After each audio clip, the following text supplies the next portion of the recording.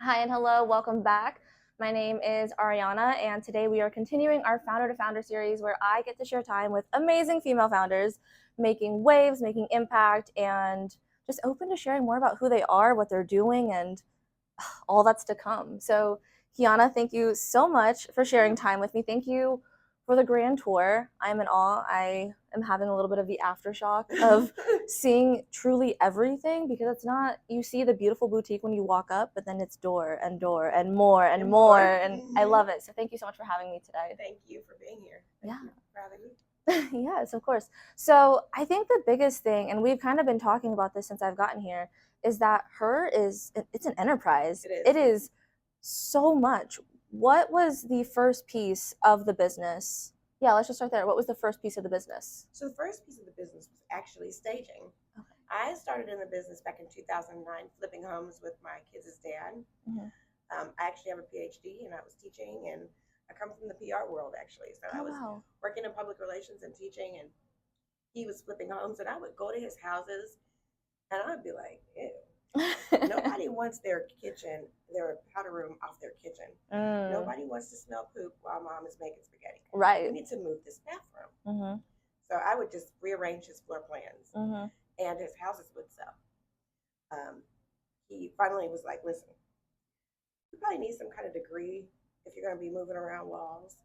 So he sent me back to design school, and I got a 2-year degree in interior design. Very cool. As we moved on, we started to list our properties. We have our own brokerage, but we started to list our properties with a very popular broker here in town. Mm-hmm. And she said, I'm not going to list your property unless you stage it. And we were like, what? Back in 2009. What is staging? Uh-huh. So she talked about how important home staging is. And it is really an art and a science, and making sure that the property is properly set up so that when a potential buyer comes in, they can see themselves. Mm-hmm. So research tells us we've got about 8 seconds to make a first impression. Okay. So when they open that door, they got to be like, this is my home. Mm. So we staged it. We bought furniture, and we staged our first property, and it sold in 2 days. And I was like, this is a fluke.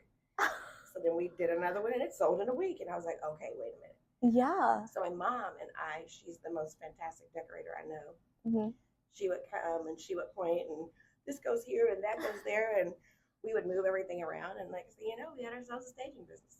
Wow. That's where it all started. Yeah, that's amazing. I think too, there's so much to it because you didn't know about that before, and I think even with first impressions, and I come from a background in marketing, and so trying to help people picture themselves in a space, trying to help people picture themselves aligned with a brand in clothes and anything like that, it's so applicable, but it's not until someone says it out loud that it's like, oh, that makes sense. That right. makes sense. Like, why aren't we doing this? Right. Why isn't everyone doing this? I mean, I've walked in homes that are just empty. Yeah, no, vacant homes are, staged homes sit on the market, sell faster than vacant homes, 92% faster. Vacant homes sit on the market 6 months longer than staged homes.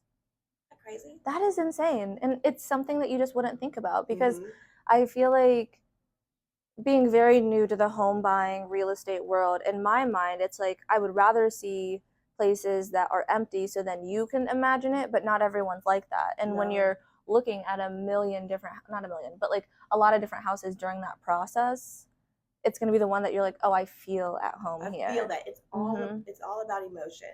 You have no emotion in a vacant home, because most of the time people are confused. Does my sofa fit? Will all my furniture fit? Do I need new furniture? Staging tells the story so that you don't have to. I love that. As someone who's looking at houses right now, the way that you said it tells a story for you so you don't have to, that's amazing, because I'm thinking back to this house we were just in, and we were like, is this the kitchen or is this the dining room? Like, is this an extension? But again, when it's staged, it's like you already know. That's amazing. That is so cool. And so HER encompasses so many different aspects. You are teaching now, which I think is incredible, talking about getting started and going back to school so you could grow this to what it is amazing. I think often, especially as women, we're asked, like, how are you sending the elevator back down? What are you doing to like bring people up with you and lifting as we climb? And you're doing it. I am trying really hard to do it. It is my heart's desire to bring as many women along as I possibly can. The academy, HER Home Design Academy, is going to, well, does. We opened January 1st. Oh. Like, oh my gosh. We teach architecture, interior design, construction, and remodeling. We teach the entire story. So most of the time when you hear about education, it's construction trades or interior design or architecture. But people don't really know the entire story and how it all comes together. It's real important to know that an architect had to design a house structure. An interior designer had to say what it was going to be like, function like on the inside. Right. And then a contractor, a plumber, a carpenter, an electrician had to build it. But they couldn't build it without this first half of the story. Right. So nobody tells that whole story. So we decided we're going to tell the whole story, which we do in the first semester. And then in the second semester, our students then branch out into what field they decide they love. And we work together to build a tiny home. That is so cool. Yeah, it is. Oh my gosh. It is really, really good. It is really good. That's amazing and so applicable in the moment, because I think too, I've talked about this with friends post-college, that you are in classes, you're learning, you're studying, but then you don't really have that chance in a controlled learning environment to try things and mess up. So important. That is, how did you decide on that curriculum? Tried things and messed up. Okay. So I was sitting in my office 3 years ago. Gosh, 3 years ago now. Isn't that crazy? Time flies. Time flies. And I received an urgent email from Pike. And the department director was like, hey, is it possible, this is in July, is it possible that you are available to teach interior design for us? The teacher left for the last minute. We could really use some help. And I'm thinking, sure, okay, because I have a teaching background. Okay. When do you need me? 2 weeks. Sure, 2 no, weeks? no big deal. Well, okay, all right. So I was like, okay, let's put our money where our mouth is. And, and I jumped in, and this curriculum that was already there was perfect. It was the entire story. It was, very cool. Why do we need housing? Who needs housing? What types of housing? Okay. Now, how do you design housing from a structure standpoint? It was the entire story, step by step. And I was like, this is how it needs to be taught. Yeah. And so we've been teaching it like that since we left Pike last May. Okay. And started our own program. Wow. We opened our program last August. So now we have our own building. Cool. That is so cool. So, okay, there's a couple things I want to ask about.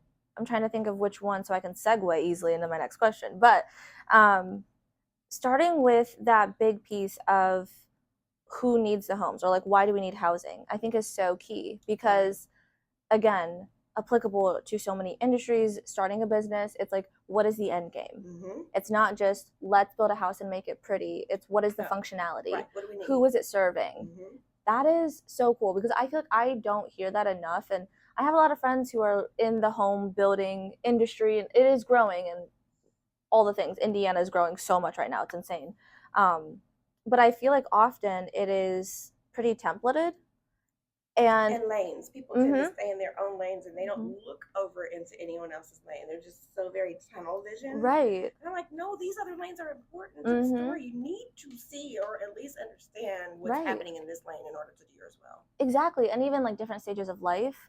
And I don't know, like I look at our house now and I look at like our first home, our starter home. Like we didn't need all of the things that like we want to have now because we were in a different stage of life. And I have friends who have dogs, don't have dogs, and like they require different things, and it's different spaces. Exactly. And I love that. Like, who is the housing for? Why do we need housing? And then building on that crucial foundation.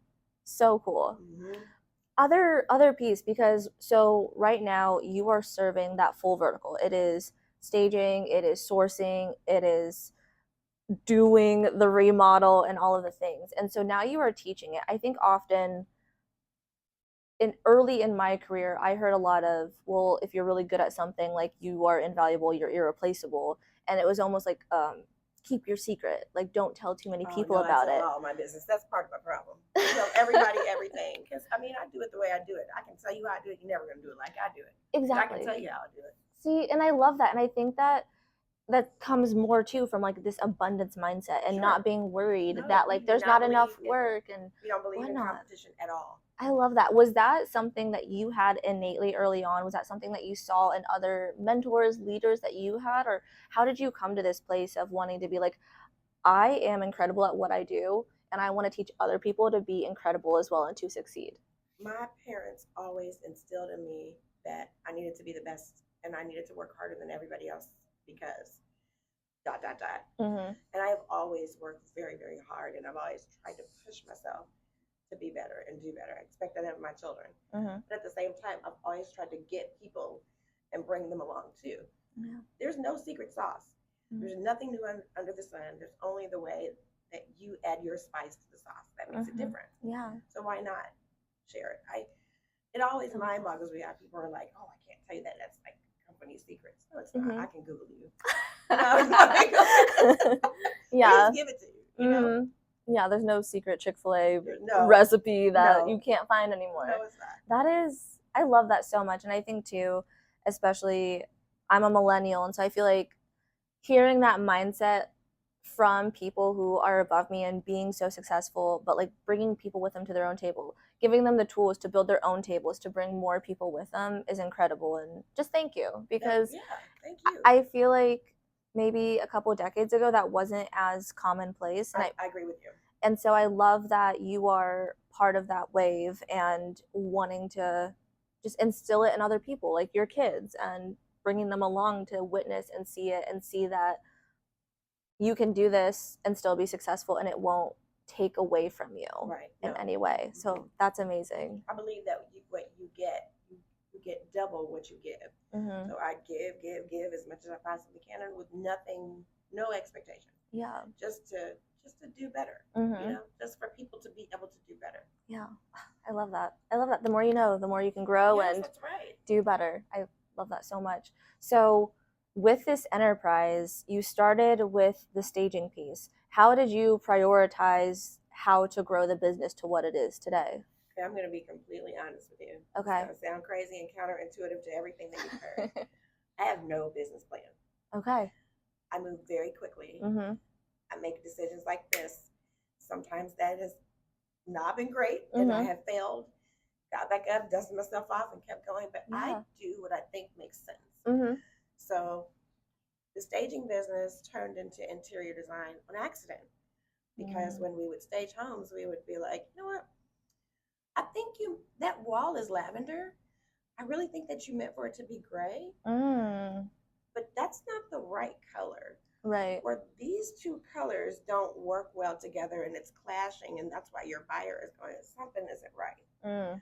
So we kind of stumbled into interior design. Once we started providing that service, more and more people started calling us for it. Okay. So I added my first employee in 2017. She was now she's my right hand. She's been with me, oh my gosh, since 2017. Thank you, Jesus. She is a degree designer from Pratt. Okay. She came on because I couldn't do drawings and do field work. Okay. Yeah. So she came on to do our drawings for us, and she just blew up. She just is an amazing talent, very special young woman. Yeah. So we added interior design. Then we were doing staging and interior design. Okay. The business just kept growing. Well, we found ourselves in a not so pleasant conversation with a client one day who brought back to us a drawing that we had done. She'd hired us to design her kitchen. We designed it. We said, here you go. She went and got her own contractor. And what he built was not what we designed. And she was mad at us. It's supposed to look like this. And I'm like, talk to him, you know? Right. Why didn't he build it according to the specs that we gave?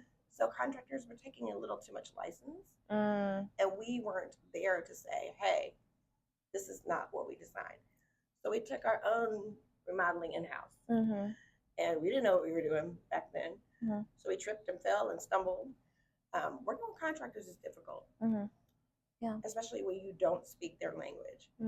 So we got out in the field with guys and contractors and female contractors that we trusted. And we were there with them remodeling projects, learning what they knew. Okay. And so then we added a remodeling division.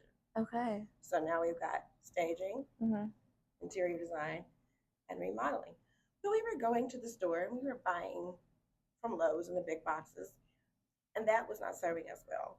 Yeah. Our focus is affordable luxury. It was very hard to provide affordable luxury when you're buying retail. Right. It was like that for our staging division too. We were buying furniture retail. It became counterproductive and not financially smart. Right.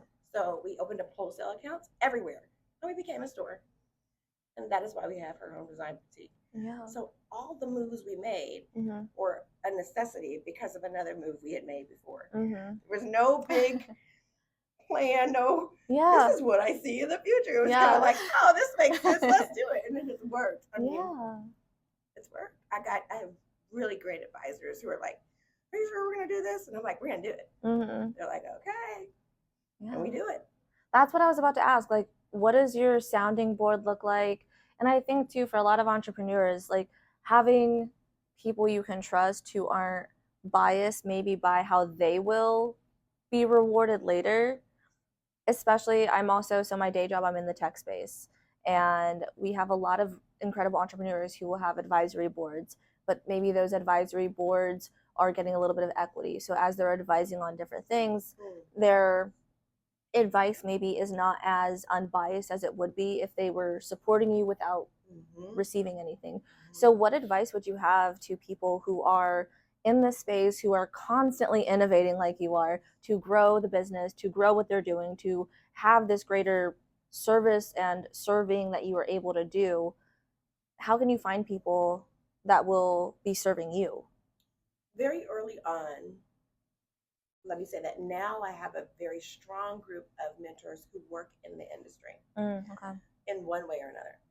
Very early on, I purposely sought out people who did not, because I was so close to it. I needed to know, what does this look like from your vantage point? Okay. How do you see this? What do you see that's not working well? What do you see that could be working better? What is working really well from your vantage point with no idea what my industry is like? I sought those relationships out. Okay. I use SCORE. What's that? I don't know the S is, Courts of Retired Executives, senior maybe? But this is a group of, it's a nonprofit organization of retired professionals. Okay. And so these are folks that have been around in all aspects of it, accountants, lawyers, all kinds of entrepreneurial experts. And I sought them out and I asked for their, and it was free. What? I thought I was about to ask how much it costs. Free. I sought them out and I asked for their expertise, and they couldn't wait to pour into the business. They had so much to offer. Wow. It was priceless. So I started with that. Okay. Then as I honed and got more specific in what we do, I started asking mentors and colleagues, how does this look? Same questions. What would you do differently? What's working well? And I am an open book. Sometimes too much of an open book. But I feel like I have 14 staff, and I'm responsible for feeding those folks every 2 weeks. And I feel like if I don't know how to make it better, I'm risking their livelihoods. I'm always looking for ways to make it better. That's incredible. I love that. And I think it is a very humbling experience to take that on in such a personal way. But it really is. Like, you are employing people. You are giving them opportunities. You are also taking care of their families. And they trust me to do that. And that is an immense amount of pressure. But it is a huge responsibility. And I wake up and thank God every day for it. And I'm like, Lord, I hope you got us today, because I don't got this, you got this. Yes. So have lived in those moments. I can appreciate that. Yeah. So as you grew the business, you have the enterprise, the umbrella company that holds it. And so we started talking about this a little bit, because I think especially as businesses evolve and you see these different needs, it doesn't always make sense to grow it under the same business. What was understanding and navigating some of that like? So I have 3 attorneys. I have a business attorney who does talking. So if we find ourselves in a situation, he's the one we go to kind of talk through it. He helped us form, based off of some mistakes that we made early on when we didn't have an attorney. He helped us kind of form our structure, form our governance, and how the company is run based on some of the mistakes we made earlier. Okay. Then we have a litigation attorney And he's the one that says, okay, we can't talk through it. This, we going to war. We don't need to go to war next time, Keianna. I need you to do this, this, and this ahead of time so we don't find ourselves in this situation. So having a really strong, you have to have an accountant, you have to have an attorney, you have to have an insurance broker. I have an insurance broker that has been with us since day one. Every time we add a service, he goes, okay, we need this type of insurance in order to provide this type of service. There's no blanket, one size fits all for insurance. Right. So you need those experts who are saying, hey, if you're doing this, we need to also be doing this. And here are the legal ramifications of such. Yeah. So when we added remodeling, both our accountant, our attorney, and our insurance broker were like, whoa, wait, new company, because these assets over here, we can't lose these if you mess up over here. Okay. So it's just a matter of risk management is really important in this industry and what we do. And I have a really strong group of advisors who are very, very concerned about risk management, especially because of what we do. Yeah, I imagine. So with that, because I think too, early on, like I know my strengths, I know my weaknesses, and accountant was the first person I sought out when I was starting my business. And I think sometimes that can be really, really hard because when you are bootstrapping, you are like grinding it out, it can feel so hard to take what little money and give it to somebody else immediately. But it's also for the betterment of the business. Sure. Making sure you're not messing things up or doing everything by the book. What advice would you have for entrepreneurs or founders who are in that cusp of I have enough, or maybe it's I need to invest because I don't know what my numbers are doing? What advice would you have for them? Go to a free resource first. There are tons and tons of free resources for founders, for entrepreneurs, especially for people who are just starting midway through. Find a free resource first. If you need one, I got plenty. From there, my resources, the folks from SCORE, the gentleman that I still talk to today, 10 years later, he said, okay, these are the people that I trust. These are the people in this industry that I have worked with that I trust. Those recommendations were priceless. I am still with the accountant he told me to select back then. Okay. So we don't have to know everything. Right. You know? We don't have to try to know everything. We need to use the resources that we have, especially the ones that are at no cost. I love that. And I think we almost take for granted or look past free resources, especially when you're getting started. And we also, for whatever reason, take on that we feel like we have to know everything when we're getting started. You have to know everything. You should not know everything. No. The most successful companies have the right people in the right seats on the bus. They're not trying to do everything. Yeah. That's amazing. I feel so jazzed and so inspired by everything that you've been sharing and just what you've built. What is something that you do that inspires yourself? Keep going. It is very difficult. You know, as a founder, this is the most difficult thing I have ever done outside of being somebody's mother.